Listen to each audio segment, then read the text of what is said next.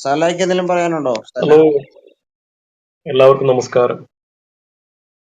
ഞാനിങ്ങനെ നിങ്ങളുടെ സിജോ ബ്രദറിന്റെ പ്രസംഗങ്ങൾ കേൾക്കുകയായിരുന്നു. ഞാൻ പലപ്പോഴും കേൾക്കുന്ന ഒരാളാണ്. സിജോയുടെ മാത്രമല്ല, ഞാൻ ഷിബു പീഡിയക്കില്, അൻവർ നന്ദാമ, ഈ അനിൽ കുടിത്തോട്ടം. കാരണം സംതിങ് എനിക്ക് ലഭിക്കാൻ വേണ്ടി, എന്റെ വിശ്വാസത്തിന് കൂട്ടാൻ വേണ്ടി, ഞാനൊരു ഇസ്ലാം മത വിശ്വാസിയാണ്. ഇപ്പൊ മാർക്കറ്റിൽ ഒരുപാട് ആശയങ്ങളുണ്ട്. ഒരുപാട് ആശയങ്ങൾ മാർക്കറ്റിൽ ഇന്ന് നിലവിലുണ്ട്. ഒരു സ്നേഹത്തിന്റെ മാത്രം സംസാരിക്കുന്ന ക്രിസ്തുമതമുണ്ട്, പിന്നെ അഹിംസയെ കുറിച്ച് സംസാരിക്കുന്ന ബുദ്ധമതം, അങ്ങനെ കുറെ മാർക്കറ്റിൽ ഒരുപാട് ആശയങ്ങളുണ്ട്. ഇതിൽ നിന്ന് നമ്മൾ ഏത് തെരഞ്ഞെടുക്കണം? അത് തെരഞ്ഞെടുക്കുമ്പോൾ അത് എനിക്ക് എത്രമാത്രം പ്രയോജനമാണ്, അല്ലെങ്കിൽ അത് എത്രമാത്രം എനിക്ക് യൂസ്ഫുൾ ആണ് എന്നാണ് ഒരു ബുദ്ധിയുള്ള ഒരു മനുഷ്യൻ ചിന്തിക്കുക. പൊതുവെ ആദ്യമായിട്ട് അവൻ ദൈവത്തിൽ വിശ്വസിക്കുന്നുണ്ടെങ്കിൽ മാത്രം ഇതിൽ നിന്ന് പിന്നെ ഇത് ദൈവവിശ്വാസത്തിലെ ഈ കാറ്റഗറിയിൽ ഏതെങ്കിലും തെരഞ്ഞെടുക്കണം. അത് അവൻ ചിന്തിക്കുക, ഇത് എനിക്ക് ഈ ഭൂമിയിൽ ജീവിക്കണം, എനിക്ക് പീസ്ഫുൾ ആയി ജീവിക്കണം, മറ്റുള്ളവർക്ക് ഉപദ്രവമില്ലാതെ ജീവിക്കണം. അതിന് സ്വയമായിട്ട് ഒരു നിയമം സൃഷ്ടിച്ച് അതിൽ ജീവിക്കാൻ മനുഷ്യന് കഴിയില്ല. കാരണം മനുഷ്യന് ബലഹീനനാണ്. സാഹചര്യത്തിനനുസരിച്ച് അവന്റെ സ്വഭാവം മാറും. ഇപ്പൊ ഈ സിജോ ബ്രദർ വളരെ ഭംഗിയായി സംസാരിച്ചു. എനിക്ക് തോന്നുന്നില്ല സിജോ ബ്രദറിന്റെ മനസ്സ് എല്ലാ സമയം ഇതേപോലെ നിഷ്കളങ്കമാണെന്ന്. താങ്കൾ മനുഷ്യരാണ്, താങ്കൾക്ക് താങ്കളുടേതായിട്ടുള്ള പ്രശ്നങ്ങളുണ്ട്. താങ്കൾ പുരുഷനാണെങ്കിൽ പുരുഷന്റേതായിട്ടുള്ള പ്രശ്നങ്ങൾ താങ്കൾക്കുണ്ട്. അപ്പൊ എന്നെ പോലെ അത് എല്ലാ മനുഷ്യരും അങ്ങനെയാണ്. മനുഷ്യർ എന്ന് പറഞ്ഞാൽ പച്ചയായ മനുഷ്യരാണ്. പലർക്കും സുവിശേഷങ്ങളൊക്കെ പറയാന് ആ സ്റ്റേജിൽ കയറി കുറച്ചു നേരം സംസാരിക്കുന്ന, ആ മൈക്കിലൂടെ സംസാരിക്കുന്നതല്ല ആ വ്യക്തി ആ സമയത്ത് അദ്ദേഹം പലതും മാറ്റി വെച്ചിട്ട് ഒരു വിഷയത്തെ മാത്രം ഫോക്കസ് ചെയ്ത് സംസാരിക്കുക. അങ്ങനെ ഒരു മനുഷ്യന് ഈ ഭൂമിയിൽ ജീവിക്കണമെങ്കിൽ ഒരു നല്ല ഒരാശയം അവൻ കടം കൊണ്ടേ പറ്റൂ. അതിന് ക്രിസ്തുമതം നല്ലൊരു മതമാണ്, എനിക്ക് നല്ല ഇഷ്ടമുള്ളൊരു മതമാണ്, പലതരത്തിലുള്ള മൂല്യങ്ങളുള്ള മതമാണ്. അതുപോലെ തന്നെ മറ്റു മതങ്ങളൊക്കെ പരിശോധിച്ചപ്പോൾ ഞാനിപ്പോ എത്തി നിൽക്കുന്ന, എനിക്കിപ്പോ ഒരു 41 വയസ്സുണ്ട്. എന്റെ ഒരു ചിന്തയിലൂടെയും എനിക്ക് എന്നെ കൺട്രോൾ ചെയ്യുന്ന, എന്നെ ഒരു മനുഷ്യനായി ജീവിക്കാൻ പ്രേരിപ്പിക്കുന്ന മാത്രമല്ല പലതരം നിയമനിർദ്ദേശങ്ങളിലൂടെ എന്നെ ഇങ്ങനെ പിടിച്ചു കെട്ടുന്ന ഒരാശയം എനിക്ക് ആവശ്യമാണെന്ന് തോന്നി. അതിന് കുറച്ച് കാർക്കശ്യമായിട്ടുള്ള നിയമങ്ങൾ ഉൾക്കൊള്ളുന്ന, ഒരു തരത്തിലും വിട്ടുവീഴ്ചയില്ലാത്ത നിയമങ്ങളൊക്കെയുള്ള ഒരു ഇസ്ലാം മതം എന്റെ ജീവിതത്തിന് ആവശ്യമാണെന്ന് തോന്നി. അതുകൊണ്ടാണ് ഞാൻ ഇസ്ലാം എന്ന മതത്തെ പിന്തുടരുന്നത്. അല്ലെങ്കിൽ എനിക്ക് ഏതും ചൂസ് ചെയ്യാം, ഞാനൊരു ഫ്രീ ആയിട്ടുള്ള ഒരാളാണ്. ഇത് അല്ലെങ്കിൽ എനിക്ക് യുക്തിവാദമായിരിക്കും എനിക്ക് കൂടുതൽ യൂസ്ഫുൾ ആയിട്ട്, എനിക്ക് ഏറ്റവും യോജിക്കുന്ന കാര്യം. ഞാൻ നേരത്തെ പറഞ്ഞതുപോലെ ഒരു മനുഷ്യൻ അവൻ ചൂസ് ചെയ്യുന്ന ആശയം അവന് ജീവിക്കാൻ, പീസ്ഫുൾ ആയി ജീവിക്കാൻ, ഫാമിലി ഉണ്ട്, അവന്റെ മക്കളുണ്ട്, ബിസിനസ് ഉണ്ട്, സമൂഹമുണ്ട്, എല്ലാം ഉണ്ട്. ഇതിനെല്ലാത്തിനും യോജിക്കുന്ന രീതിയിൽ ഒരു ആശയമായിരിക്കണം തിരഞ്ഞെടുക്കുക. അപ്പൊ അങ്ങനെ ഞാൻ തിരഞ്ഞെടുത്ത ഒരു ആശയമാണ് ഇസ്ലാം മതം. ഇതിൽ നിങ്ങൾ കാണുന്ന എന്റെ ജീവിതത്തിൽ എനിക്ക് എന്റെ പേഴ്സണൽ ലൈഫിലൂടെ പറയാൻ പറ്റുള്ളൂ. നിങ്ങൾക്ക് എന്തും ചോദിക്കാം. ഞാൻ ഈ മതത്തിൽ കാണുന്ന നന്മയെന്ത്, തിന്മയെന്ത് എന്നെല്ലാം നിങ്ങൾ ചോദിക്കാം. എനിക്കറിയാവുന്ന രീതിയിൽ ഞാൻ നിങ്ങൾക്ക് എക്സ്പ്ലെയിൻ ചെയ്തു തരാം. പറയൂ. സിജോ പാസ്റ്റർ, സോറി, ആ ഹാൻഡ് റൈസ് ഒന്ന് ഓൺ ചെയ്യാവോ? ഓക്കെ, സല ബ്രദറെ വളരെ നന്ദി. വളരെ ശാന്തമായ നിലയിൽ കാര്യങ്ങൾ ഇവിടെ വിവരിച്ചു. പ്രാരംഭത്തിൽ തന്നെ നമ്മൾ മനസ്സിലാക്കേണ്ട ഒരു കാര്യം, ദ ലോ ഓഫ് കോൺട്രഡിക്ഷൻ എന്ന് പറഞ്ഞുകൊണ്ട് ഒരു സംഭവമാണ്.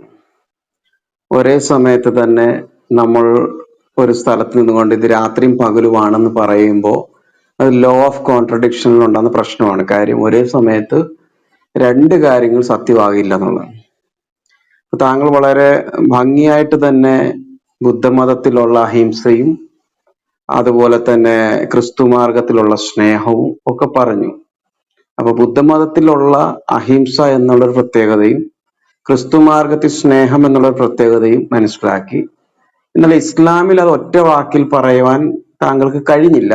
മറിച്ച് താങ്കൾ അത് അവസാനം കറക്കി കൊണ്ടുപോയിട്ട് താങ്കളുടെ കുടുംബത്തിനും താങ്കൾ ഇങ്ങനെ നിയമം വെച്ച് കെട്ടിപ്പിടിച്ചു വെക്കുന്ന ഒരു നിയമം സംഹിത വേണമെന്നുള്ളതാണ്. ശരിക്കും പറഞ്ഞാൽ അത്രക്ക് പ്രശ്നക്കാരനാണോ താങ്കൾ എന്ന് ഞാൻ ആ സമയത്ത് ചിന്തിച്ചു പോയി. കാരണം ഈ സംസാരിക്കുന്ന വ്യക്തിയാണ് എങ്കിൽ അത്ര വലിയ പ്രശ്നക്കാരനാണെന്ന് എനിക്ക് തോന്നുന്നില്ല. താങ്കൾ ഇങ്ങനെ കുറെ നിയമങ്ങൾ വെച്ച് പിടിച്ചു കെട്ടിയെങ്കിൽ മാത്രമേ താങ്കൾ ഒതുങ്ങി നിൽക്കത്തുള്ളെങ്കിൽ നിയമങ്ങളില്ലാത്ത ഏത് മതമാണ് സഹോദരം ഉള്ളത്?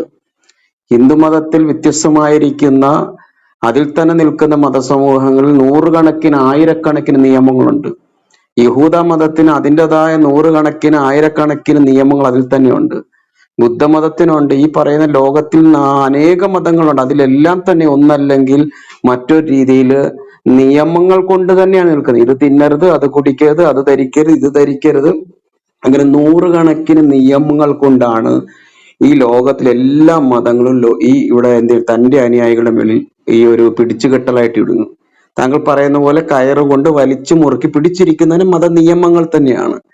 അപ്പൊ ഈ നിയമങ്ങളാണ് താങ്കൾ ഇസ്ലാമിലേക്ക് എത്താൻ സഹായിച്ചെന്ന് അതിന്റെ അപ്പുറത്തോട്ട് താങ്കൾക്ക് ഇനി യുക്തിവാദം ഉള്ളെന്ന് പറയുമ്പോൾ ഇപ്പൊ താങ്കൾ ഈ സ്നേഹത്തെക്കാളും അഹിംസയെക്കാളും ഇതിനേക്കാൾ എല്ലാം ഉപരിയായിട്ട് താങ്കൾ കാണുന്നത് ഒരു കാട്ടുകുതിരയെ കെട്ടുവാൻ വേണ്ടിയുള്ള ഒരു കയറുകളായിട്ടാണ് താങ്കൾ മതത്തെ കാണുന്നതെങ്കിൽ ആ മതസങ്കല്പം തെറ്റിപ്പോയെന്ന് തന്നെയാണ് ഞാൻ പറയുന്നത്. താങ്കൾക്ക് ഈ ഭൂമിയിൽ ഒരു കുടുംബത്തോട് സമാധാനമായിട്ട് ജീവിക്കാൻ വേണ്ടി ഇസ്ലാം വേണമെന്ന് പറയുമ്പോൾ ഒന്നെങ്കിൽ താങ്കൾ ഇസ്ലാം എന്ന മതത്തെക്കുറിച്ച് മനസ്സിലാക്കാതെയോ അല്ലെങ്കിൽ മനസ്സിലാക്കിയിട്ട് സാധാരണ ദാവാക്കാർ ചെയ്യുന്നത് പോലെ ഒരു മറ സൃഷ്ടിച്ചുകൊണ്ട് ആളുകളുടെ കണ്ണിൽ പൊടിയിടാൻ ശ്രമിക്കുന്നതാണ്. ഞാൻ ഒരു വാക്യം ബൈബിളിൽ നിന്ന് വായിക്കാം, എന്നിട്ട് താങ്കൾ അതേപോലെ ഒരു വാക്യം ഖുറാനിൽ നിന്ന് കാണിച്ചു തന്ന വളരെ ഉപകാരമായിരുന്നു. എഫേസ്യർ ലേഖനം 5-ാം അധ്യായത്തിൽ പറയുന്ന പുതിയ നിയമത്തിലൊരു ഭാഗമാണ് എഫേസ്യർക്ക് എഴുതിയ ലേഖനം. എഫേസ്യർ എന്ന് പറയുന്ന ലേഖനം പുസ്തകത്തിൽ നിന്നുള്ള 5-ാം അധ്യായത്തിൽ പറയുന്ന ഒരു ഭാഗമാണ്. ഭർത്താക്കന്മാരെ നിങ്ങൾ ഭാര്യമാരെ സ്നേഹിപ്പിൻ എന്നൊരു വചനമാണ്. ഭർത്താക്കന്മാരെ ക്രിസ്തുവിൽ നിങ്ങൾ നിങ്ങളുടെ ഭാര്യമാരെ സ്നേഹിപ്പിൻ. ഭാര്യമാരെ ക്രിസ്തുവിൽ ഭർത്താക്കന്മാരെ കീഴ്പ്പെട്ടിരിപ്പിൻ. ഈ ഒരു വാക്യം അവിടെ വളരെ വ്യക്തമായി പഠിപ്പിക്കുകയാണ്. ഞാൻ ചോദിക്കുന്നത്, ഒരു കുടുംബപരമായി സമാധാനമായി ജീവിക്കാൻ ഖുർആൻ എന്ന പുസ്തകം മുമ്പോട്ട് വെക്കുന്നതായിരിക്കുന്ന ഒരാശയം ഭർത്താവിന്റെ താല്പര്യത്തിന് നിൽക്കാത്തത് കൊണ്ട് കട്ടിൽ നിന്നും പോലും അകറ്റി നിർത്തുവാനും വേണമെങ്കിൽ ആ സ്ത്രീയെ അടിക്കുവാനും എന്നിട്ട് രാത്രി മൊത്തം ദൂതന്മാർ ശപിക്കുകയും ചെയ്യുന്ന ആ ഒരു കുടുംബ വ്യവസ്ഥയാണോ താങ്കൾ ഈ പറയുന്ന ഈ മൂല്യങ്ങൾ നിറഞ്ഞതായ കാട്ടുകുതിരയെ കെട്ടിയിടുന്നതായ ഈ നിയമാവലി? അതോ ഇവിടെ വളരെ വ്യക്തമായി പറയുന്നു, ഭർത്താക്കന്മാരെ ക്രിസ്തുവിൽ നിങ്ങളുടെ ഭാര്യമാരെ സ്നേഹിപ്പിൻ. ഈ സ്നേഹിക്കുക എന്ന് പറയുന്നതാണോ താങ്കൾ ഏറ്റവും വലുതായിട്ട് കണ്ടത്? അപ്പൊ കുടുംബം എന്നൊരു ആശയം നോക്കുമ്പോൾ പോലും ഇസ്ലാമിൽ എത്ര ഇതാണ്. അവിടെ സ്ത്രീക്ക് എന്ത് സ്ഥാനമാണുള്ളത്? ഈ പറയുന്ന നിക്കാഹ് എന്ന് പറയുന്നത് പോലും ഒരു കല്യാണമായിട്ട് കാണാൻ പറ്റുമോ സഹോദര?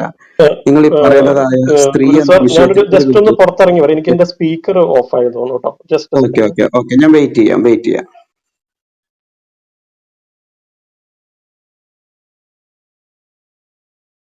എന്ത് പറ്റി? അദ്ദേഹം പോയോ? അല്ല, അദ്ദേഹത്തിന്റെ സ്പീക്കറിന് എന്തോ പ്രോബ്ലം ഉണ്ട്, അപ്പൊ ഒന്ന് പോയിട്ട് വരാന്ന് പറഞ്ഞു. ഓക്കെ. ശരി. ഗുരുബ്രദറെ, ഇവിടെ ഇതിന്റെ ഹാൻഡ് റൈസ് ഓഫ് ആണെന്നൊരു കംപ്ലൈന്റ് വന്നിട്ടുണ്ട്. ഒരു പാവം പയ്യന് കയറാൻ പറ്റും. സോണാണ്. Okay thank you. Okay, Guru sir, ഞാന് താങ്കളുടെ പറഞ്ഞത് കേട്ടു. ഇല്ല ഞാൻ നിർത്തിയതാണ്. ഞാൻ ഇടയ്ക്ക് നിർത്തിയതാണ്. താങ്കളുടെ സ്പീക്കർ വർക്ക്. അപ്പൊ ഞാൻ പറഞ്ഞ താങ്കൾ മുമ്പോട്ട് വെച്ച ഇസ്ലാമിലെ 2 പ്രധാനപ്പെട്ട ഒരു കാര്യമാണ് താങ്കൾ പറഞ്ഞ് താങ്കളെപ്പോലെ ഒരു വ്യക്തിക്ക് താങ്കളെ പിടിച്ചു കെട്ടി നിർത്താൻ പറ്റുന്ന നിയമങ്ങൾ ഇസ്ലാമിൽ ഉണ്ടെന്നാണ് പറഞ്ഞത്. ഒന്ന്. രണ്ടാം, താങ്കൾക്ക് താങ്കളുടെ കുടുംബമായിട്ട് സമാധാനപരമായി ജീവിക്കുവാൻ പറ്റുന്ന ഒരു സമയം. അപ്പം താങ്കളുടെ യുക്തി അനുസരിച്ച് ഈ താങ്കളല്ലാതെ, ഞാൻ ആ വാക്കിന് ഉപയോഗിക്കും, താങ്കളല്ലാതെ താങ്കളുടെ പരിസരത്തുള്ള മറ്റു മതസ്ഥരെല്ലാം തന്നെയും അവര് ഈ പറയുന്നതായ താന്തോന്നിങ്ങളെ പോലെ ജീവിക്കുന്നവരാണോ? അതോ താങ്കൾ വെക്കുന്ന പോലെ താടി വെക്കാത്തത് കൊണ്ടും തൊപ്പി വെക്കാത്തത് കൊണ്ടും താങ്കൾ ധരിക്കുന്ന പോലെ വസ്ത്രം ധരിക്കാത്തത് കൊണ്ടോ താങ്കൾ ഭക്ഷിക്കുന്ന പോലെ തെരഞ്ഞെടുക്കപ്പെട്ട ഭക്ഷണം ഭക്ഷിക്കാത്തത് കൊണ്ടും അത് ചെയ്യാത്ത എല്ലാ വ്യക്തികളും പോരാ എന്നുള്ള തോന്നലാണോ പറയുന്നതെന്നും കൂടി ഒന്നാണ്. കുടുംബം എന്ന വിഷയത്തിൽ ഞാൻ മുമ്പോട്ട് വെച്ചതായിരിക്കുന്ന ഭർത്താക്കന്മാരെ ഭാര്യമാരെ സ്നേഹിപ്പീൻ എന്ന് പറയുന്ന ആ ഒരു നിസ്തുല്യമായിരിക്കുന്ന ഉയർന്ന ഒരു ആശയം അത് താങ്കൾക്ക് ക്രിസ്തു മതത്തിൽ ആകർഷിച്ചിട്ടില്ലേ എന്നാണ് ഞാൻ ചോദിച്ചത്. കാരണം ഞാൻ മുഹമ്മദ് എന്നുള്ള വിഷയം എടുക്കുന്നില്ല, കാര്യം താങ്കൾ മുഹമ്മദ് എന്നുള്ള വിഷയം ഹൈലൈറ്റ് ചെയ്തില്ല, അതുകൊണ്ടാണ്. കാര്യം ഞാൻ പ്രതീക്ഷിച്ചത് കുറഞ്ഞ പക്ഷം ബുദ്ധമതത്തിലെ അഹിംസയും ക്രിസ്തു മാർഗത്തിലെ സ്നേഹവും ഇസ്ലാമിൽ മുഹമ്മദ് എന്നെങ്കിലും താങ്കൾ ഉയർത്തുമെന്ന് വിചാരിച്ചു. കാര്യം മുഹമ്മദിൽ നല്ല മാതൃക ഉണ്ടെന്ന് വിശ്വസിക്കാം. അങ്ങനെ താങ്കൾ മുഹമ്മദ് എന്ന വ്യക്തിയെ ആണ് കൊണ്ടുവരുന്നെങ്കിൽ നമുക്ക് മുഹമ്മദ് എന്ന വിഷയത്തെ ആസ്പദമാക്കുന്ന ചർച്ച. ഇപ്പോൾ താങ്കൾ ഈ പറഞ്ഞ രണ്ട് കാര്യം മാത്രം ഞാൻ ഫോക്കസ് ചെയ്തു. ഓക്കെ, ഞാന് സംസാരിച്ചതിന് കൂടുതലായിട്ട് ഗുരു സാറ് പറഞ്ഞു, ഒന്ന് മറ്റുള്ളവരെല്ലാവരും താൻ തോന്നികളാണെന്നാണല്ലോ ചിന്തിക്കുന്നത്. അങ്ങനെ ഞാൻ ഒരിക്കലും ചിന്തിക്കാത്ത, ഞാൻ പറയാൻ ആഗ്രഹിക്കാത്ത, മറ്റുള്ളവരിലേക്ക് അങ്ങനെ കൂടുതലായിട്ട് അവരെ ഫോക്കസ് ചെയ്തിട്ട് അവരെന്താ ചെയ്യുന്നത് നോക്കി അവർ വിശകലനം ചെയ്ത് അവരിലെ തെറ്റും ശരിയും കണ്ടെത്തി അത് ചെയ്യാം, ഞാൻ ഒരിക്കലും ചിന്തിക്കാത്ത 2-3 കാര്യങ്ങൾ ഗുരു സാറ് എന്റെ മേല് ചേർത്തി തന്നു. അത് മാനസികമായ വിഷമം ഉണ്ടായില്ല. Okay, no problem. ഇത് ചർച്ചയാകുമ്പോൾ ഒരു എതിർ സംസാരിക്കുന്ന ഒരാളെ അയാൾ പറയാത്തത് പറഞ്ഞ് അത് എനിക്ക് എന്തോ അതിലൊരു വിയോജിപ്പുണ്ട്. അത് നിങ്ങളുടെ രീതി അങ്ങനെ ആയിരിക്കാം എന്ന് വിചാരിച്ച് ഞാൻ ക്ഷമിക്കുന്നു. ഒരിക്കലും ഞാൻ ചിന്തിക്കാറില്ല, മറ്റുള്ളവരിലേക്ക് നോക്കിയല്ല ഞാൻ ചെയ്യാറ്, ഞാൻ എന്നിലേക്കാണ് നോക്കുന്നത്. ഞാൻ നേരത്തെ പറഞ്ഞില്ലേ, എനിക്കാണ്, ഞാൻ വളരെ സ്വാർത്ഥനായിട്ടുള്ളൊരു വ്യക്തിയാണ്. നിങ്ങളെ പോലെയല്ല ഞാൻ. നിങ്ങള് സംസാരിക്കുമ്പോൾ നിങ്ങളെല്ലാവരും വളരെ ക്ലിയർ ആയിട്ടുള്ള ആളുകളാണ്, സത്യം മാത്രം പറയുന്ന ആളുകളാണ്. കളവ് അങ്ങനെ നിങ്ങളെന്ന് പറഞ്ഞാൽ പരിശുദ്ധരാണ് എന്ന് വേണമെങ്കിൽ ഞാൻ വിചാരിക്കണം. എന്നിട്ട് നിങ്ങളെ ഞാൻ മാതൃകയാക്കണം. വളരെ വ്യക്തമായിട്ട് ഞാൻ പറയാം, നിങ്ങൾക്ക് ജീവിക്കാൻ കഴിയില്ല. എന്നും ഒരു CCTV ക്യാമറ നിങ്ങളുടെ പിന്നിലൂടെ കഴിയുമ്പോൾ നിങ്ങൾക്ക് എത്രമാത്രം ആത്മാർത്ഥതയോട് പറയാൻ പറ്റും നിങ്ങൾ എന്നെ പോലെ ജീവിക്കൂ, ഞാനാണ് മാതൃക എന്ന്? കഴിയില്ല. ഇതൊക്കെ സംസാരിക്കാൻ എളുപ്പമാണ്. പലരും പറയാറുണ്ട്, നിങ്ങൾ സത്യം മാത്രം പറയണം, നിങ്ങൾ മറ്റുള്ളവർ ഉപദ്രവിക്കരുത്, മറ്റുള്ളവർ അപഹരിക്കരുത്. ഇതൊക്കെ പറയാൻ എളുപ്പമാണ്. വണ്ടി നല്ലപോലെ ഓടിക്കണം, ഇതൊക്കെ എല്ലാം നിയമസംഹിതകളൊക്കെ പറയാൻ എളുപ്പമാണ്. പക്ഷെ സ്വന്തം ജീവിതത്തിൽ അത് കൊണ്ടുവരും പലരും പരാജയപ്പെടുന്നുണ്ട്. അത് സത്യമാണ്. നമ്മൾ പച്ചയായ മനുഷ്യരാണ്, നമുക്കൊരു പ്രത്യേക കഴിവൊന്നുമില്ല. നമ്മൾ അസുഖം വരുന്നവരാണ്, കോപം വരുന്നവരാണ്, അസൂയുള്ളവരാണ്, സ്വാർത്ഥതയുള്ളവരാണ്. ഇപ്പോ എത്ര തന്നെ കാര്യം പറഞ്ഞാലും നമ്മൾ സ്വാർത്ഥത ഒരിക്കലും നമുക്ക് മാറ്റാൻ കഴിയില്ല, ഇല്ലേ? നമ്മൾ ദാഹിച്ചു വലഞ്ഞ് ഭയങ്കരമായിട്ട് വിഷം നിൽക്കും. നമ്മൾക്ക് ഭക്ഷണം ലഭിക്കാനല്ല നമ്മൾ ശ്രമിക്കുക, അല്ലേ? നമ്മളെ മക്കൾ ഒരാള് കുറെ കുട്ടികള് ഒരു ബസിന്റെ അടിയിലേക്ക് പോകുമ്പോ നമ്മളെ കുട്ടിയാണ് നമ്മളെ സ്വാർത്ഥരാണ്. അൾട്ടിമേറ്റ്ലി നമ്മുടെ സ്വാർത്ഥരാണ്. അത് ദൈവത്തിന്റെ ഒരു ഇതാണ് അത്. കാരണം അത് അങ്ങനെ ഉണ്ടെങ്കിൽ മാത്രമാണ് മനുഷ്യ സമൂഹം ഈ ഭൂമിയിൽ നിലനിൽക്കുന്നുള്ളത്. അതിന്റെ ഒരു സോഫ്റ്റ്വെയർ, അങ്ങനെ ഒരു ഇതാണ് അത് ചെയ്തിരിക്കുന്നത്. ഓക്കെ, അതാണ് മനുഷ്യൻ എന്ന് പറയുന്നത്. ഞാൻ പറയട്ടെ, ഞാനത് നിങ്ങൾ നേരത്തെ എനിക്ക് കുറച്ച് ആർത്തി തന്നത് അങ്ങനെ ഞാൻ ചിന്തിക്കുന്ന ആളല്ല, അങ്ങനെ എന്നെ കാണരുത്. ഇസ്ലാം എന്ന മതം എനിക്ക് എത്രമാത്രം സ്വാധീനിച്ചു എന്ന് പറയുന്നത്, എന്റെ ജീവിതത്തെ എത്ര സ്വാധീനിച്ചു എന്ന് ഞാൻ ചെറിയ രീതിയിൽ പറയാം. ഞാന് കുറെ യുക്തിവാദവും മതമില്ലാതെ ജീവിച്ചിരുന്ന ഒരാളാണ്. അപ്പൊ യുക്തിവാദമുണ്ടോ? യുക്തിവാദവും അറിയില്ല, മതവും അറിയില്ല, ഒന്നുമില്ലാത്തൊരവസ്ഥയിൽ ജീവിച്ചിരുന്ന ആളാണ്. പിന്നെ ഞാൻ കുറച്ച് മതത്തെക്കുറിച്ച് അറിയുകയും, ഇപ്പൊ നേരത്തെ നിങ്ങൾ പറഞ്ഞ പോലെ എമ്മക്ക് പറഞ്ഞ പോലെയുള്ള ആളുകൾ ഒക്കെ അവരുടെയൊക്കെ പ്രസംഗങ്ങൾ കേട്ടിട്ട്, അവരുടെ പ്രസംഗങ്ങൾ എന്ന് പറയുമ്പോൾ അവരുടെ നിങ്ങളുമായിട്ടുള്ള ഡിബേറ്റ്സ് ഒക്കെ അതിലൂടെയാണ് ഞാൻ ഇസ്ലാമത്തിനെ മനസ്സിലാക്കുന്നത്. പിന്നെ നിങ്ങളെ പോലുള്ള ആളുകളുടെ ഇങ്ങനെയുള്ള ഇസ്ലാമിക വിമർശനങ്ങൾ, അതിലൂടെയൊക്കെ ഇസ്ലാമിനെ മനസ്സിലാക്കിയിട്ടുണ്ട്, സത്യസന്ധമായി പറയാം. അതുപോലെ അനിൽ കൊടിത്തോട്ടത്തിനെ കുറിച്ചുള്ള ആളുകളെ അനിൽ അയ്യപ്പനെ കുറിച്ചുള്ള അവരൊക്കെ ഇസ്ലാമിനെ വിമർശിക്കുമ്പോൾ എന്നെ പോലുള്ള ആളുകൾക്ക് വളരെ മുതൽക്കൂട്ടായിരുന്നു. അപ്പോൾ ഞാൻ അതിനെക്കുറിച്ച് ഞാൻ ചിന്തിക്കും, ശരിയാണല്ലോ, അവർ പറഞ്ഞത് ശരിയാണല്ലോ, എങ്ങനെയാണ് ഇങ്ങനെ? എന്നിട്ട് അപ്പോൾ അതിൽ നിന്നൊരു ആൻസർ കിട്ടുമ്പോൾ എനിക്ക് തന്നെ, ആരോട് ചോദിക്കാത്ത എനിക്ക് ആൻസർ കിട്ടുമ്പോൾ എന്റെ വിശ്വാസം വർദ്ധിക്കുകയാണ് ചെയ്യുന്നത്. ഓക്കെ, അപ്പൊ ഇത്തരമുള്ള സംവാദങ്ങളൊക്കെ എന്നെ പോലെയുള്ള വ്യക്തികൾക്ക്, ഇസ്ലാമിനെ കുറിച്ച് അറിയാൻ ആഗ്രഹിക്കുന്ന ആൾക്ക് വിമർശനങ്ങൾ ആവശ്യമാണ്. ആ വിമർശനങ്ങൾ നമ്മൾ തന്നെ അതിനെക്കുറിച്ച് നമ്മുടെ ഫാക്ടറിയിൽ ഇട്ടിട്ട് വെറുതെ ഒന്ന് പ്രോസസ് ചെയ്ത് നോക്കുമ്പോൾ അത് ഓക്കെയാണ്, നമുക്കത് അക്സെപ്റ്റബിൾ ആണ്. ഇറ്റ്സ് ഓക്കെ, നമ്മളത് അക്സെപ്റ്റ് ചെയ്യുന്നു. നമ്മൾ ആരോടും ഡിസ്ക്ലോസ് ചെയ്യാറില്ല, മിണ്ടാണ്ടിരിക്കുന്നു. ഞാൻ വളരെ ചെറിയൊരു കാര്യം പറയാം. ഞാന് വർഷത്തിൽ സക്കാത്ത് കൊടുക്കുന്ന ഒരാളാണ്. അതിന്റെ പ്രതിഫലം കുറയും എന്നുള്ളത് ഞങ്ങളുടെ ഇതിൽ വന്നിട്ട് നമ്മൾ കൊടുക്കുന്ന മറ്റുള്ളവർ പറയാൻ പാടില്ല എന്ന്. പക്ഷെ ഈ ഒരു പ്രത്യേക സാഹചര്യം ഞാൻ പറയാം. കാരണം ഞാൻ കഷ്ടപ്പെട്ടുണ്ടാക്കിയ പൈസയാണ്. ഞാൻ ഒരുപാട് സ്ട്രെയിൻ എടുക്കാറുണ്ട്, ഒരുപാട് ടെൻഷൻ അടിക്കാറുണ്ട് ഒക്കെ. പക്ഷെ ഞാൻ ബാങ്കിൽ, എന്റെ ബാങ്ക് അക്കൗണ്ടില് ഇത്ര രൂപ, ഇപ്പൊ എത്ര ഞാൻ അത് പറയുന്നില്ല, അത്ര രൂപ അതിന്റെ 2.5% ഞാൻ കണക്കാക്കി. ഞാൻ ചിലപ്പോ കഴിഞ്ഞ വർഷം ഞാൻ കൊടുത്തൊരു 1.5 ലക്ഷം രൂപയോളം. ഞാൻ നേരത്തെ പറഞ്ഞ പോലെ സ്വാർത്ഥനാണെന്ന് ഞാൻ നേരത്തെ പറഞ്ഞു കേട്ടോ നിങ്ങളോട്, അത് മറക്കരുത്. എനിക്ക് അങ്ങനെ ആൾക്കാർക്ക് അതിന് കൊടുത്തിട്ട് ആൾക്കാരെ ഒരു സന്തോഷം കിട്ടണം അങ്ങനെ ആഗ്രഹിക്കുന്ന ഒരാളല്ല ഞാൻ. എനിക്ക് എന്റെ കാര്യമാണ് വരുന്നത്. ആ എന്നെ കൊണ്ട് എന്റെ ബാങ്കില് ഞാൻ അധ്വാനിച്ച്, ഞാൻ അത്രമാത്രം സ്ട്രെയിൻ എടുത്ത് ഞാൻ ബാങ്കിൽ നിക്ഷേപിച്ച പൈസയിൽ നിന്ന് ഒരു 1.5 ലക്ഷം രൂപ, 2 ലക്ഷം രൂപ ഞാൻ വേറെ വ്യക്തിക്ക് കൊടുക്കുകയാണ്, അല്ലെങ്കിൽ വേറെ വ്യക്തികൾക്ക് കൊടുക്കുകയാണ്. എന്റെ ബാങ്കിലെ പൈസ മാർക്കറ്റിൽ വരിക. ഇത് എന്നെ കൊണ്ട് ചെയ്യിച്ചതാരാണ്? ഒരു മതമാണ് അത്, ഇസ്ലാം എന്തോ ഒരു ആശയമാണ്. അപ്പോ അത് ഈ സമൂഹത്തിലെ എന്നെ പോലുള്ള വ്യക്തികളെ കൊണ്ട് ചെയ്യിപ്പിക്കുമ്പോൾ നമ്മുടെ ഈ രാജ്യത്ത് അല്ലെങ്കിൽ നമ്മളുടെ ലൊക്കാലിറ്റിയിൽ, നമ്മുടെ വില്ലേജിൽ എത്രമാത്രം മാറ്റങ്ങൾ ഉണ്ടാകുമെന്ന് എന്നെ ചിന്തിപ്പിച്ചു. കാരണം നീ ഒരു മതവിശ്വാസിയാണെങ്കിൽ നീ ഇത് ഫോളോ ചെയ്യണം, അല്ലെങ്കിൽ പോയിക്കോ, മാറിപ്പോയിക്കോ, നീ വേറെ ചൂസ് ചെയ്തോ. ഇപ്പൊ നമ്മളൊരു സംഘടനയിൽ വർക്ക് ചെയ്യുമ്പോൾ ആ സംഘടനയിലെ പ്രിൻസിപ്പിൾ അല്ല സംഘടനയിലെ ലോസ് നമ്മൾ പാലിക്കണം. നമ്മൾ അന്നെങ്കിലും മനസാക്ഷിയോട് ചോദിക്കണം. നമ്മളിപ്പോ സംഘടനയിൽ പ്രവർത്തിച്ചിട്ട് നമ്മളൊന്നും ചെയ്യുന്നില്ല, മാറിക്കാൻ ശരിയല്ല. സംഘടനയിൽ പ്രവർത്തിക്കുമ്പോൾ ആ സംഘടനയുടെ റൂൾസ് ആൻഡ് റെഗുലേഷൻസ് നമ്മൾ പാലിക്കണം. ഞാനത് ചെയ്തപ്പോ എന്റെ കയ്യിൽ നിന്ന് ആ പൈസ എല്ലാ വർഷവും എന്റെ കയ്യിൽ സമ്പത്തുണ്ടോ അതിനനുസരിച്ച് മാറിപ്പോകും. അത് എന്റെ കയ്യിൽ നിന്ന് പൈസ പോകുന്നതിന്റെ വിഷമമല്ല, പക്ഷെ അങ്ങനെ ചെയ്യിപ്പിക്കാൻ ഒരു ആശയം നമ്മൾ നിർബന്ധിക്കുന്നു. രണ്ടാമതായി ഒരു കാര്യം പറയാം. ഞാൻ നേരത്തെ പറഞ്ഞ പോലെ മനുഷ്യനാണ്, പച്ചയായ മനുഷ്യൻ. എനിക്ക് കോപം വരാറുണ്ട്, മോശമായി സംസാരിക്കാറുണ്ട്. നിങ്ങൾ നേരത്തെ പറഞ്ഞതുപോലെ എന്നെ പിടിച്ചു കെട്ടാൻ പ്രത്യേക നിയമങ്ങൾ വേണം എന്നൊക്കെ പറഞ്ഞ് നിങ്ങളൊക്കെ പറഞ്ഞു. ഓക്കെ, ഞാൻ പച്ചയായ മനുഷ്യനാന്ന് പറഞ്ഞാൽ തന്നെ ഇതിലെല്ലതും ഒതുങ്ങി. ഞാനും മദറുമായിട്ട് എപ്പോഴും പ്രശ്നങ്ങൾ ഉണ്ടാവാറുണ്ട്, സംസാരിക്കാറുണ്ട്. മദർ എന്ന് പറഞ്ഞാൽ എന്നെക്കാളും അറിയാലോ, സംസാരിക്കുമ്പോൾ ഒക്കെ ഭയങ്കര അവരുടേതായിട്ട് സംസാരിക്കും. എനിക്ക് എന്റേതായിട്ട് നിലപാടുകളുണ്ട്.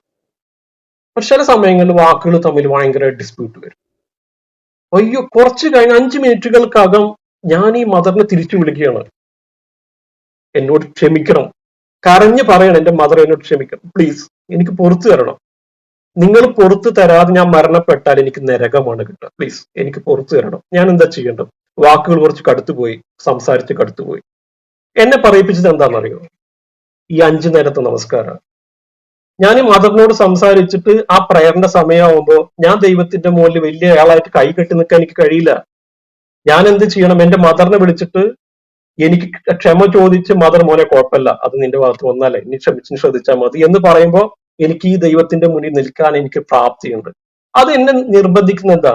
ആ പ്രയറാണ്. 5 നേരത്തെ പ്രയറിൽ ഒരു പ്രയർ അത് ചെയ്യുമ്പോൾ ആ സമയമാകുമ്പോൾ എനിക്ക് ഈ ദൈവത്തിന്റെ മുകളിൽ പോയി നിൽക്കണമെങ്കിൽ എനിക്ക് എന്റെ കാര്യം ക്ലിയർ ചെയ്യണ്ടേ.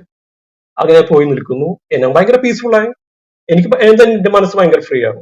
അത് 5 നേരത്തെ നമസ്കാരം എനിക്ക് ഉണ്ടാക്കുന്ന ഒരു ഫീലിംഗ് അത് പറഞ്ഞറിയിക്കാൻ കഴിയില്ല നിങ്ങൾ. ഞാൻ ആരോടാണ് സംസാരിക്കുന്നത്? ഞാനൊരു വ്യക്തിയോട്, എന്നെ അറിയുന്ന, എന്നെ കാണുന്ന ദൈവം എന്ന മുഹമ്മദ് നബി പഠിപ്പിച്ച ദൈവം, ഏകനായ ദൈവത്തെ ഞാൻ ആരാധിക്കുന്നു. അതിലൂടെ എനിക്കെന്ത് റിലീഫാണ് ലഭിക്കുന്നത് അറിയോ? അങ്ങനെ ഇസ്ലാമിന്റെ ഓരോ ഘടകങ്ങളും ഓരോ പ്രവർത്തനങ്ങളും വ്യക്തിയെന്ന് പേഴ്സണലി ഞാൻ പറയും, ഞാൻ വലിയ പണ്ഡിതനായിട്ടില്ല, വ്യക്തിപരമായ ജീവിതത്തിൽ എന്നെ ഒരുപാട് സ്വാധീനിച്ചിട്ടുണ്ട്. ഇങ്ങനെ ഒരു നിർബന്ധം, 5 നേരത്തെ നമസ്കാരം നിർബന്ധമല്ല എന്ന് വിചാരിക്കുക, ഞാൻ ചെയ്യുമോ? ഞാൻ ചെയ്യില്ല. ഈ സക്കാത്ത് നിർബന്ധമല്ല, നിങ്ങൾക്ക് ഇഷ്ടമുണ്ടെങ്കിൽ ചെയ്യാം, നിങ്ങൾക്ക് ഉണ്ടെങ്കിൽ കൊടുത്താൽ മതി, നോ പ്രോബ്ലം. ഇല്ല, ഞാൻ ചെയ്യില്ല, ഇത് നിർബന്ധമാണ്. 5 പില്ലേഴ്സ് ഓഫ് ഇസ്ലാമിലെ 3ാമത്തേതായിട്ട് പറയുന്ന സക്കാത്ത് എന്ന് പറയുന്ന വിഷയം നിർബന്ധമായത് കൊണ്ടാണ് എന്നെ പോലുള്ള ആളുകൾ ചെയ്യുന്നത്. അതിലൂടെ എന്താ ഗുണം? സമൂഹത്തിനത് ഗുണം, എനിക്കല്ല. അതിലൂടെ എനിക്ക് എന്താണ് മാനസികമായ റിലീഫ്. ഞാൻ പറയുന്നത് എന്താ വെച്ചാൽ, ഇസ്ലാമിന്റെ പ്രിൻസിപ്പിൾസ് സ്നേഹമുണ്ട്, അതിൽ കാരുണ്യമുണ്ട്. ഇപ്പൊ നേരത്തെ ഭാര്യയോട് നിങ്ങൾ നല്ലപോലെ പെരുമാറുന്നു പറഞ്ഞില്ലേ, ഇതൊക്കെ എന്ന് പറഞ്ഞാൽ ഹിമാലയം കയറിയ ആളുകൾക്ക് എന്ത് കുന്ന് എന്ന് പറയുന്ന പോലെ അവസ്ഥ. നിങ്ങൾ ഏറ്റവും നല്ല മനുഷ്യൻ നിങ്ങൾ ഭാര്യയോട് നല്ലപോലെ പെരുമാറുന്നവനാണെന്ന് മുഹമ്മദ് നബി പറഞ്ഞിട്ടുണ്ട്. ഓക്കെ, നിങ്ങൾ നിങ്ങൾ ഭാര്യയിൽ ഒരു കുറവ് കണ്ടാൽ അവളിൽ നിങ്ങൾക്ക് വളരെയധികം മികച്ച നല്ല നന്മകൾ നിങ്ങൾക്ക് ലഭിക്കും, നിങ്ങൾ ഒരിക്കലും അവരെ ശകാരിക്കരുതെന്ന് പറഞ്ഞിട്ടുണ്ട്. അങ്ങനെ ഇതൊക്കെയുള്ള ആൾക്കാരാണ് ഞങ്ങൾ. അപ്പൊ ഇതൊന്നും ഇതൊന്നും അല്ല ഞങ്ങൾ ഇതൊന്നും അല്ല. ചിലപ്പോ ഞാൻ ഹിമാലയം നേക്കാറിയ ആൾ കുന്നു കയറാൻ എന്ത് പറഞ്ഞ പോലെയാണ്. ഇതൊക്കെ ഈ ആശയങ്ങളെല്ലതും ബൈബിളിലെ ആശയങ്ങളെല്ലാം ഉൾക്കൊള്ളുന്ന ഒരാളാണ് ഞാൻ. എനിക്ക് അതിലൊന്നും യാതൊരു തരത്തിലുള്ള വിവേചനം. പക്ഷെ എനിക്ക് മികച്ചത് എന്ത് അത് തിരഞ്ഞെടുക്കുന്ന ഒരാളാണ്. നിങ്ങൾ പറയും. ഓക്കെ, താങ്ക് യു സല. ഞാനിവിടെ ചോദിച്ചതായ ഒരു ചോദ്യം അല്ല താങ്കൾ, അതിനുള്ള മറുപടി അല്ല. താങ്കൾ ഒരു നല്ല കുറെ എനിക്ക് തോന്നുന്നു ഈ ഒരു നല്ലൊരു പ്രഭാഷണ മേഖലയിൽ കയറിയ കുറച്ചും കൂടി അത് പ്രയോജനപ്പെടുന്ന ഒരു ശൈലിയാണ് താങ്കളെ, ദൈവം അനുഗ്രഹിക്കട്ടെ.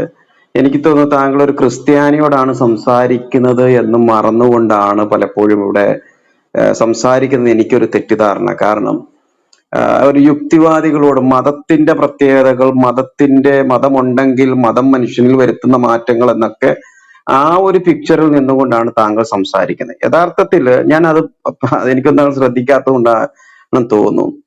ഇവിടെ താങ്കൾ പറയാത്ത കാര്യം പറഞ്ഞു. താങ്കൾ പറഞ്ഞ ഇസ്ലാം തെരഞ്ഞെടുത്തു എന്നൊരു വാക്ക് ഉപയോഗിച്ചുകൊണ്ടാണ് ഞാൻ പറഞ്ഞത്. ആ തെരഞ്ഞെടുക്കാനുള്ള കാരണം താങ്കൾ മുമ്പോട്ട് വെച്ച രണ്ട് വാദമാണ്. താങ്കളെ പോലെ ഉള്ള ഒരു വ്യക്തിക്ക് നിയമങ്ങൾ അത് താങ്കൾ മുറുകെ പിടിച്ചു നിർത്തുന്നു എന്ന് പറഞ്ഞപ്പോഴാണ് ഞാൻ പറഞ്ഞത്. ഒരു കാട്ടുകുതിരയെ പിടിച്ചു നിർത്താൻ വേണ്ടി കയറുകൾ ഉപയോഗിക്കുന്നത് പോലെ ഇസ്ലാം മതം എന്ന കയർ ഉപയോഗിച്ച് താങ്കളെ പിടിച്ചു കെട്ടി നിർത്തുന്നു എന്നുള്ളതാണ്. അപ്പൊ ഞാനതാ ചോദിച്ചു, അങ്ങനെയാണെങ്കിൽ ഏത് മതത്തിലാണ് നിയമങ്ങൾ ഇല്ലാത്തത്?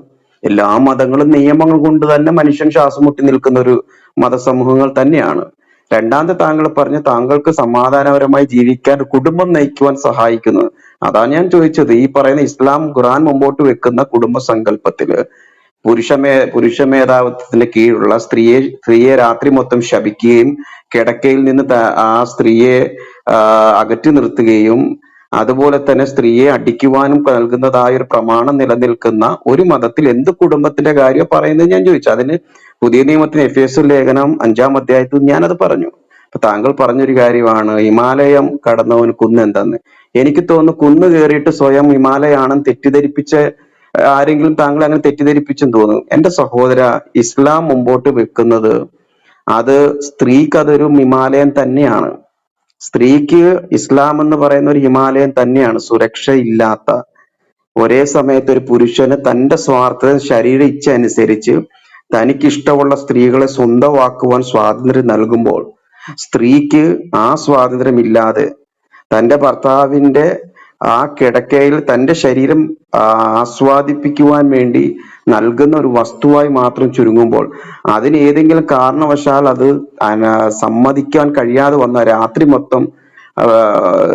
മൊത്തം ദൂതന്മാര് ആ സ്ത്രീയെ പ്രാഗി ശപിച്ചു കൊല്ലുന്ന ആ ഒരു മനോഭാവം മുമ്പോട്ട് വെക്കുന്ന ആ ഒരു തരത്തിൽ സ്ത്രീയെ അടിക്കുവാൻ, തിരിച്ച് പുരുഷനെ അടിക്കുവാനുള്ള പ്രമാണം ഉണ്ടെങ്കിൽ താങ്കൾ ഒന്ന് കാണുക. അപ്പോൾ ഈ പറയുമ്പോൾ ഹിമാലയം എന്ന് പറയുമ്പോൾ നമ്മൾ ഹിമാലയ ബ്ലണ്ടർ എന്നൊക്കെ പറയുന്ന പോലെ ഒരു സംഭവം തന്നെയാണ്. പക്ഷെ ഇസ്ലാം അറിയാത്ത ഏതെങ്കിലും വ്യക്തിയോട് താങ്കൾ ഇങ്ങനെയുള്ള കഥകൾ പറയണം. അത് താങ്കൾക്ക് താല്പര്യമുണ്ടെങ്കിൽ നമുക്ക് പിന്നൊരു ദിവസം സ്ത്രീ എന്ന വിഷയം തന്നെ ആസ്പദമാക്കി സംസാരിക്കാം.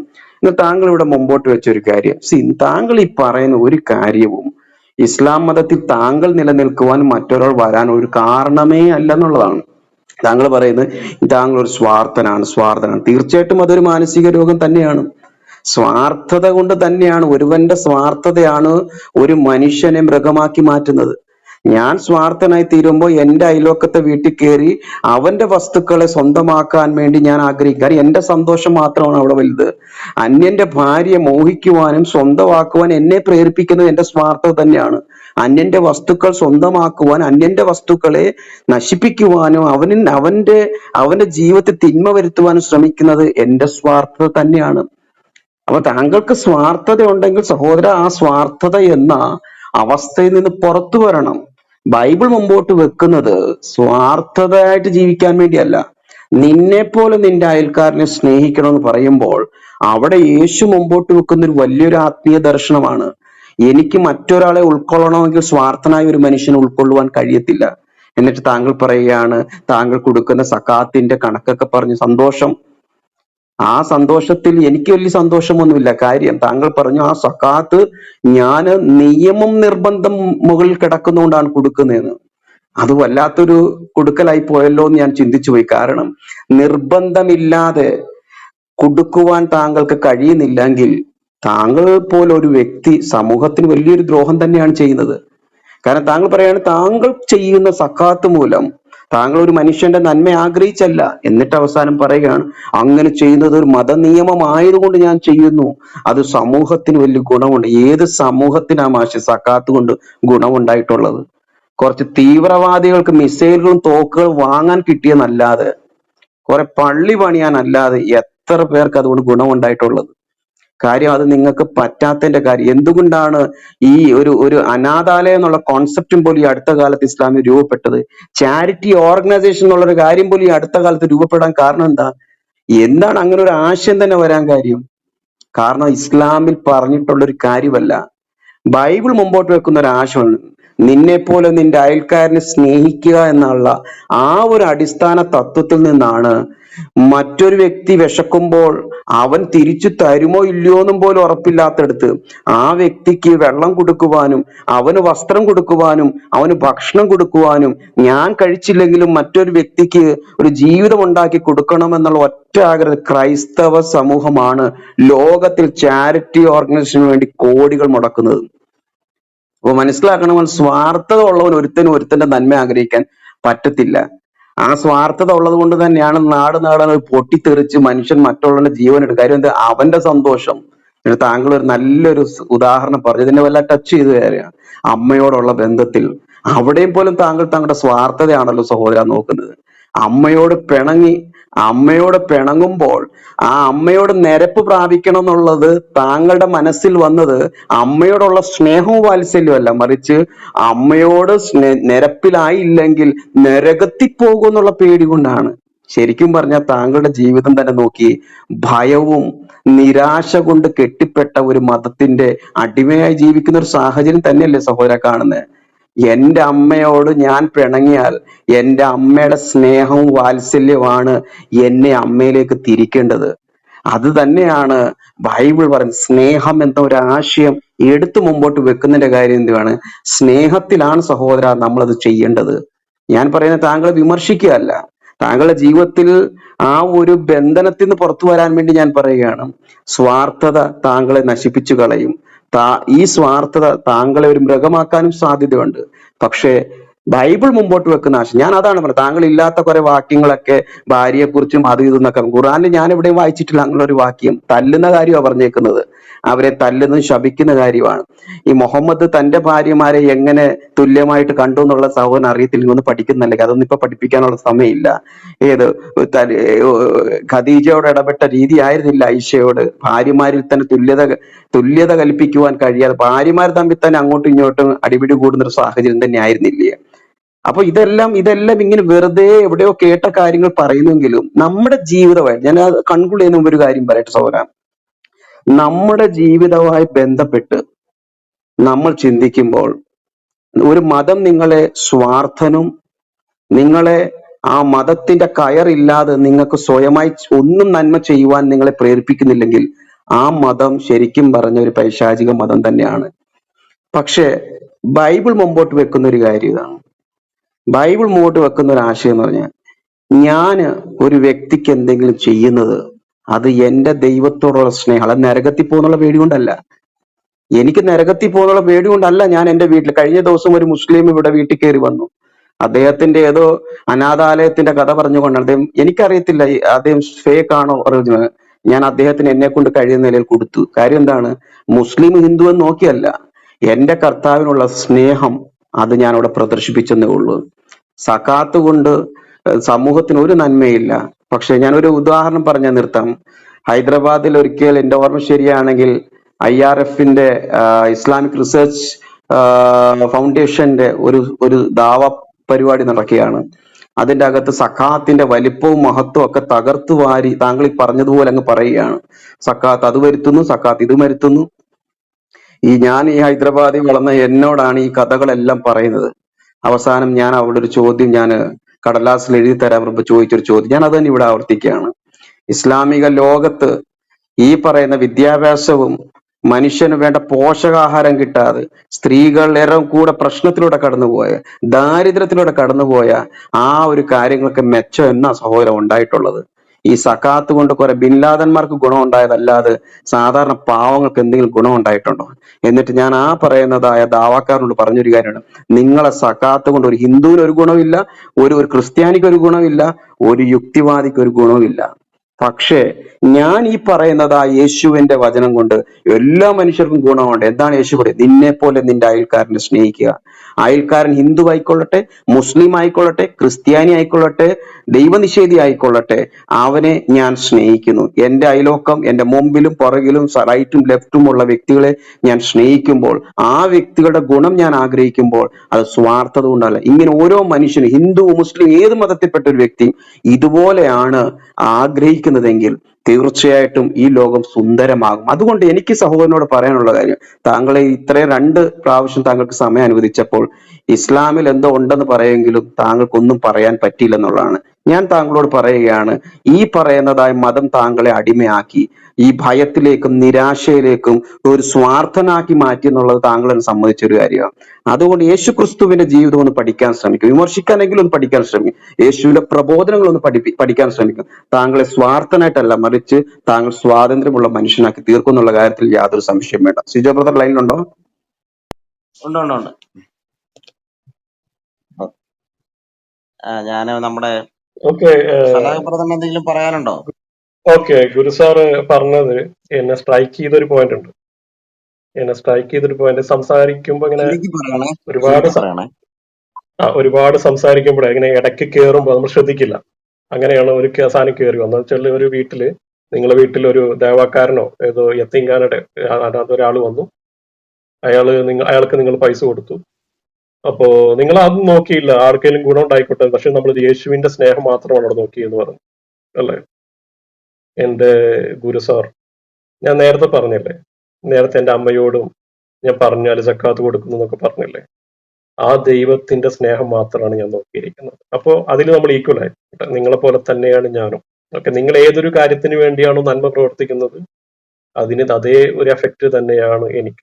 ഓക്കെ, നിങ്ങൾ അറിയാതെ പറഞ്ഞതാണെങ്കിലും ആ യേശുവിന്റെ സ്നേഹമാണ് നിങ്ങൾ അവിടെ മുന്നിൽ കണ്ടത്. അതുപോലെ തന്നെയാണ് ഞാൻ വിശ്വസിക്കുന്ന, ഞാൻ ആരാധിക്കുന്ന ഏകനായ ദൈവത്തിന്റെ സ്നേഹം, അദ്ദേഹത്തിന്റെ ആ ശക്തിയുടെ പ്രീതി. അതുകൊണ്ട് ആ ഒരു പ്രീതിയാണ് എന്റെ അമ്മയോട് പെട്ടെന്ന് തന്നെ സോറി പറയാനും സക്കാത്ത് നൽകാനും അനാഥകളോട് അനുകമ്പയോടെ പ്രവർത്തിക്കാനും എന്നെ പ്രേരിപ്പിക്കുന്ന ഒരു ഘടകം. പിന്നെ ഞാൻ വേറെ കാര്യം പറയാം. ഈ ഗുരു സാറ് സംസാരിക്കുമ്പോൾ ഇന്ന് ഭൂമിയിലെ നല്ല മനുഷ്യരിൽ ഒരാളായിട്ടാണ് പൊതുവെ നമുക്ക് വിലയിരുത്താൻ കഴിയുക. കാരണം ഞാൻ നേരത്തെ പറഞ്ഞ അതുപോലെ തന്നെയാണ് പറയാം. താങ്കൾക്ക് മനസ്സുതൊട്ട് യേശുവിന്റെ പിന്നെ നിങ്ങൾ യേശുവിൽ അടിയുറപ്പ് വിശ്വസിക്കുന്ന ഒരു വിശ്വാസിയാണ്. അതുകൊണ്ട് നിങ്ങളുടെ തെറ്റുമില്ലാതെ നിങ്ങൾക്ക് ജീവിക്കാൻ കഴിയും. ഞാൻ വളരെ പെർഫെക്റ്റ് ആയിട്ടുള്ള ഒരാളാണ്, ഞാൻ യേശുവിന്റെ നിർദ്ദേശങ്ങൾ മുഴുവൻ പാലിക്കുന്ന ഒരാളാണ്. നിങ്ങൾക്ക് എന്നിൽ നോക്കാം, എന്നിൽ നല്ല മാതൃകയുണ്ട്, ഞാനാണ് മനുഷ്യരിൽ മികച്ചവൻ എന്ന് പറയാൻ കഴിയും? ജസ്റ്റ് പറയൂ, നിങ്ങൾക്ക് കഴിയുമോ? ഓക്കെ, മറുപടി വരട്ടെ. പറയൂ. ഇപ്പൊ യെസ് ഓർ നോ ക്വസ്റ്റ്യൻ ആണ്, അത് കൂടുതൽ പറയണ്ട. നിങ്ങൾ കഴിയുമോ, കഴിയില്ലേ? ബസ്. ഒന്ന് മ്യൂട്ട് ചെയ്തേ. ഇത് എത്രയേ ഉള്ളൂ, വേറെ ഒന്നുമില്ല. ഞാനാണ് ഈ ഭൂമിയിലെ മികച്ചവൻ, ഒന്നും വേണ്ട. ഞാൻ യേശു പറയുന്നത് അനുസരിച്ച് മാത്രമേ എന്റെ ജീവിതത്തിൽ ഇതുവരെ ഞാനൊരു തെറ്റ് ചെയ്തിട്ടില്ല എന്ന് നിങ്ങൾക്ക് പറയാൻ കഴിയുമോ? അല്ലാതല്ല സലാഹെ, ഉത്തരം എങ്ങനെയാണ് പറയേണ്ടതെന്ന് ഉത്തരം പറയുന്നയാള് തീരുമാനിക്കട്ടെ. സലാഹ് എങ്ങനെയാണ് മറുപടി പറയേണ്ടത് ഞങ്ങൾ ഇവിടെ സംസാരിച്ചതിന് ശേഷം സലാഹ് സഹോദരൻ എങ്ങനെയാണ് സംസാരിക്കേണ്ടതെന്ന് ഞങ്ങൾ പറയാൻ പാടില്ലല്ലോ. നിങ്ങൾ പറഞ്ഞ കാര്യത്തിന് അദ്ദേഹം റെസ്പോണ്ട് ചെയ്യും, പക്ഷെ അദ്ദേഹത്തിന്റെ രീതിയിലായിരിക്കും ചെയ്യണേ. ഇത് യെസ് ഓർ നോ ക്വസ്റ്റ്യൻ പറയാൻ നമ്മൾ കിസ് മത്സരം നടത്തുന്നല്ലോ. പറഞ്ഞോളൂ ഗുരുജീവർ. ഓക്കെ, താങ്ക് യു ഇതെല്ലാം ബ്രദർ. നിങ്ങൾ ആഗ്രഹം ഞാൻ പറയാം. മനുഷ്യരെല്ലാവരും നല്ലവരാകണം, എല്ലാവരും നിസ്വാർത്ഥരാകണം, എല്ലാവരും നല്ലപോലെ പെരുമാറണം, ഫാമിലിയോടൊക്കെ എല്ലാവരും നല്ലപോലെ പെരുമാറണം, ധനം നല്ലപോലെ വിനിയോഗിക്കണം, അനാഥകളെ സംരക്ഷിക്കണം. ഇതെല്ലാം ചെയ്യുന്ന ഒരാളാണോ? ഇതെല്ലാം നിങ്ങളുടെ ജീവിതത്തിൽ നിങ്ങൾ പാലിക്കാൻ കഴിഞ്ഞിട്ടുണ്ടോ? അതല്ല, എന്നിൽ നിങ്ങൾക്ക് മാതൃകയുണ്ട്, ഞാൻ പെർഫെക്റ്റ് ആണ് എന്ന് നിങ്ങൾക്ക് ഈ ഇതിൽ ആളുകളോട് പറയാൻ കഴിയുമോ?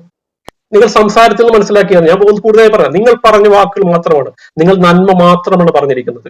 അത് പാലിക്കുന്ന ആളാണ് നിങ്ങൾ. Okay, thank U. Salah brother ഒന്ന് മ്യൂട്ട് ചെയ്തേ.